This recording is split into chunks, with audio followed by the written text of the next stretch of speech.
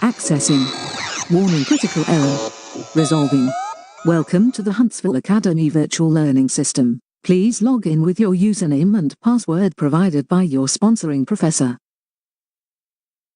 Welcome to the Academy's Introduction to Consortium History. I am Helena, your artificial intelligence guide to general education throughout the Consortium's Academy system.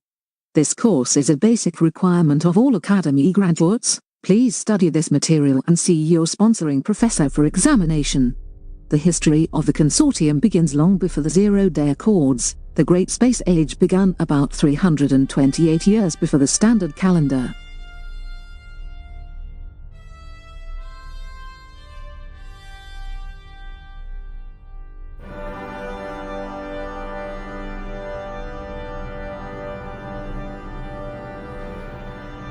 On September 20th, 328 BSC, or the 20th of July 1969 by the old calendar, the Soviet Union and the United States landed on the Moon in a joint effort spearheaded by President John F. Kennedy and Premier Nikita Khrushchev.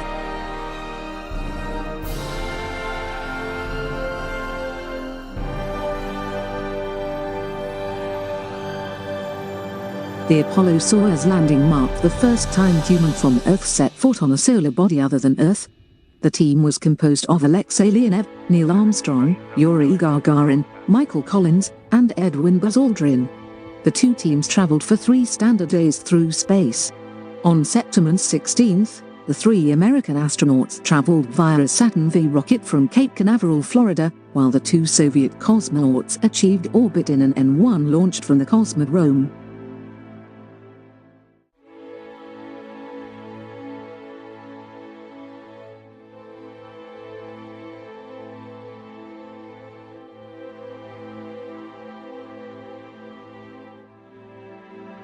The 2 teams met in low Earth orbit and used a specially designed rendezvous docking procedure to combine the 2 command modules and 2 lunar modules.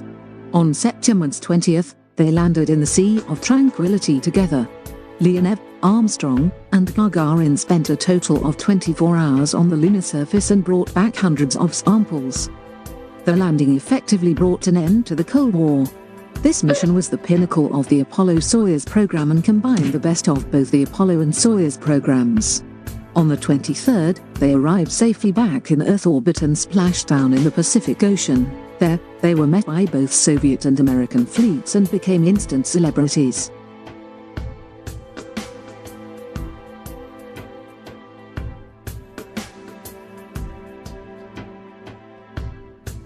With the end of the Cold War, the Soviet Union and the United States opened their borders to one another and brought the People's Republic of China into the international fold of geopolitics. For the next 51 years, nations around the world aligned themselves with one of these 3 great superpowers and global economics flourished. It was a time of little war and great peace, human rights triumphed, and it was generally an era of great feelings and hope for humanity.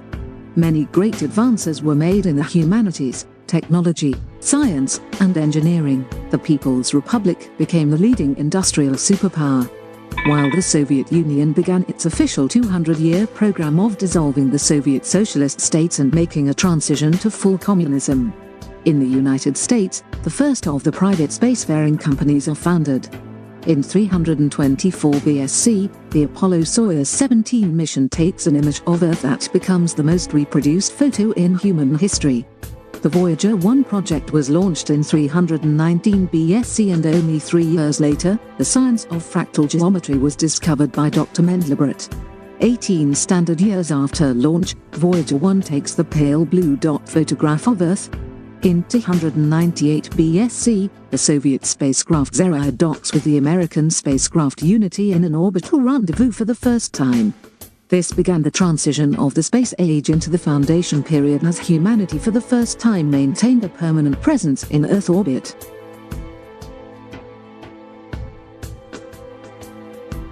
With the turn of the 21st century, the foundation period begins with the rise of private space ventures and the global recession of 277 BSC. Global housing markets throughout the United States collapsed and led directly to the end of capitalism in favor of socialism. Many private companies convinced their investors that in the same way the war production of previous centuries contributed to economic success in times of recession, a push into space could aid the economy of Earth. The Boeing Corporation merges with Lockheed Martin, and the company SpaceX maintains a permanent presence in space by merging with NASA. The three great corporations Asteroidal Industries, Venusian Industries, and Mercurian Solar are founded each with the goals of colonizing the main asteroid belt, mining the atmosphere of Venus, and establishing a solar power grid on Mercury respectively. In 265 BSC, Luna is colonized with the establishment of Tranquility Base at the original Apollo-Soyuz landing site. 36 volunteers became the first lunar colonists. Today, more than half of Luna's citizens are descended from the original 36. The Explorator program was established in 257 BSC by Asteroidal Industries and was privately financed by the wealthy globalist von Dehlen family. The Explorator program financed colonization efforts into the main asteroid belt. The first human on Mars was Commander Adele Lilat, a NASA SpaceX astronaut. Using a Hohmann transfer orbit, she and her team of 6 spent a total of 517 days in space. Her team was composed of 6 people: a pilot, a geologist, an archaeologist, 2 engineers, and a mathematician. She and her crew were launched from Cape Canaveral, Florida in 256 BSC and rendezvoused with 2 supply payloads launched by unmanned rockets. She is the first person to set foot on Mars and stays on the surface for a total of 3 standard months. In Martian time, 87.35 sols. Her team laid the foundations for the groundbreaking permanent Martian colonization project. Landing near Pavonese Mons, they construct the first buildings of what is now Union City. That same year, the stock holdings of Asteroidal Industries, Mercurian Solar, Boeing, Lockheed Martin, and Venusian Industries skyrocket in value, and the corporations take vital places in the global economy of Earth. The first mineral bonds are issued on Earth by the corporations to finance their efforts. Mineral bonds were a type of issued financial security and became used as a de facto fiat currency. Their value quickly exceeded that of the raw minerals by which they were supposedly backed and became purely speculative. These bonds were redeemable with the issuing company for an appropriate amount of the wide variety of raw resources, including but not limited to nickel, iron, cadmium, molybdenum, silver, gold, sulfur, and silicon. Until their retirement, mineral bonds would steadily rise in value and play a key role in the solar economy. The Interplanetary Transport Network, or IPN, was first established in 227 BSC in anticipation of the total colonization of Sol system. The IPN was designed by American, Soviet, and Chinese engineers to provide fully automated trade between all inhabited systems in Sol system. By 200 BSC, mineral bonds outvalue gold. 197 BSC, Mercurian Solar begins construction of their solar fields in 197 BSC after nearly 60 years of fundraising and design work. That same year, the infamous Venusian engines incident occurs when the first colonization attempt of the Venusian surface is made. Vice engineers severely underestimated the toxicity of the Venusian atmospheric conditions, however, and the colony was breached after only a few standard months. The company at first tried to cover up the incident and deny that a colonization effort was ever made. They cut communications with the colonists. However, the colonists were able to repair their colony successfully and send radio communications back to Earth. Without the material support of the corporation, however, the colonists perished from slow starvation. The incident nearly leads to the collapse of Venusian Industries. 74 standard years after beginning the project, Mercurian Solar completes construction of their solar fields. In its first year of full operation, Mercury successfully sustained more than half of Earth's global power needs. Fossil fuels are permanently retired in favor of solar and nuclear power. In 121 BSC, Venusian Industries successfully recolonizes Venus, learning from the mistakes of the incident that killed over a dozen of their employees.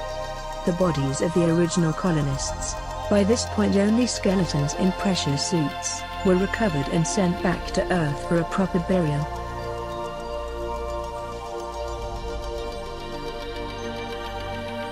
The Golden Age of Sol system began with the birth of the grandfather of the consortium, Sebastian Micheny of the consortium. Born as Sebastian Micheny in 117 BSC to immigrant parents, he emigrated to the Soviet Union during his late teens and spent most of his early years studying in Leningrad and Moscow. He chose to immigrate to the Soviet Union for personal and political reasons. Notable events during his childhood include the publication of Spirit and subsequent birth of the religion of architecture. Spirit is later republished as Breath with much additional material and becomes the central text of the religion. Novatre, humanity's first fully functional artificial world, is also constructed during his childhood. During his time in the Soviet Union, he gained Soviet citizenship and applied for a work visa with the University of Geneva, Switzerland. In Geneva, Sebastian became deeply interested in history and economics and formulated his most long-standing beliefs. He opposed academic elitism, deplored the money system as outdated, and advocated strongly for advances in the humanities alongside scientific and technological advancement. He would also become involved with the local chapter of the Unity Club, which had been active on many international college campuses for several decades. During this time, he adopted his personal motto of reason beyond and came in contact with Herschel von Dehlen, also a student at the university and the heir to the wealthy von Dehlen magnate family. The two joined forces and reorganized the Unity Club as the United Earth Organization. Sebastian fully supported Herschel's decision to embrace his mantle as the CEO of Asteroidal Industries, though Sebastian himself declined to take any active role in the company despite his friends' insistence.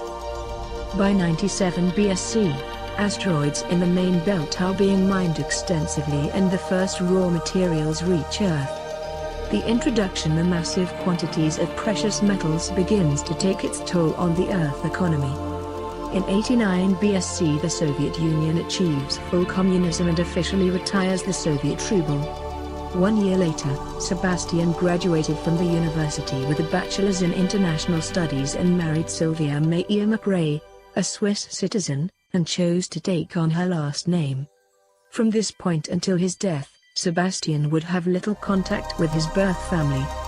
He and his wife spent several weeks in Moscow on honeymoon. She gives him his nickname Ray. They learn that he is infertile and grimly accepted that they would never be able to have children. For the next 4 decades, Sebastian made a career as an author, lecturer, and patron of arts together with his friend Herschel. He achieved a moderate amount of success and traveled widely, using a small flat in Moscow as his home base. His wife was his steadfast companion, never leaving his side. After many years of avoiding Herschel's pleas, Sebastian finally and reluctantly volunteers as a test subject for Asteroidal Industries Research and Development Division and receives several cybernetic implants and anti-aging hormones. A full backup map is made of his conscious brain and stored on computer servers in C61 and is later used as the foundation for the consortium's artificial intelligence program. In 50 BSC, the global economy begins its first great shudder and Sebastian begins his long work of central economic planning that would consume him for the rest of his life. For the first time since being issued, mineral bonds begin to depreciate in value. The century-long bull market ends. In 49 BSC, Ganymede, Fridka, Dosaging, and Kamaging gain independence from Asteroidal Industries Incorporated, much to Herschel's chagrin. Sebastian takes something of a more cautious libertarian approach to the issue, recognizing the right of spacefaring peoples to self-determination while still staunchly supporting the prosperity and safety of Earth. In 41 BSC, the 4 systems organize themselves as the Confederacy. Over the next decade until the formation of the Confederacy, Sebastian's readership slowly rises as he became an internationally renowned thinker and academic. He becomes officially employed by the von Dehlen family's Asteroidal Industries Incorporated as a lead consultant. In practice, he and the United Earth Organization had access to a source of nearly unlimited funding. With the rise of mineral bonds over the next 2 decades, Ray's personal wealth increased substantially. He was granted a position as a guest lecturer at the University of Geneva and devoted much of his time to the creation of what would later become the Zero-Day Accords. In 20 BSC, mineral bonds finally become Earth's strongest single currency, outpacing both international currencies, the American dollar and the Chinese yuan. Ray is now 89 years old and never more passionate. Mineral bonds begin to rapidly depreciate for the next 15 years. They render all other currencies effectively worthless as they rapidly snowball into uncontrollable inflation. Earth's monetary economy collapses and mass panic ensues. Global civil unrest, mass famine, and a widening gap between the wealthy and the poor mark this era as the global middle class disappears virtually overnight. In 5 BSC, first of the Terran conferences meets in Geneva, Switzerland, sponsored by the United Earth Organization. The Terran conferences hosted hundreds of speakers over the next 5 standard years and proposed a 5-point program to the nations of Earth. 1. Economic unity. United Earth advocated for the complete economic unity of all the nations of Earth in response to the imbalances of the Earth's economy brought on by the influx of wealth from space. Each nation would be allowed to choose its own economic style, but no nation could blockade one another, nor could a nation deny another resources when and where they were needed. 2. Political separation. The distinct nations of Earth were to remain distinct, with no political unity whatsoever. 3. Cultural unity with respect to differences. A united, human Earth culture should be developed without abrogating the existing and separate cultures of people. 4. Freedom of movement. All individuals should be able to freely move throughout the Earth without requirement or prerequisites. 5. Personal autonomy. All individuals have the right to become a citizen of whatsoever nation they may so choose. This forces each nation to compete against one another and become better in the long run to prevent the exodus of its citizens. This concludes our first lesson in history of the consortium. Our next lecture will cover the 127 standard years from 0 day to the present.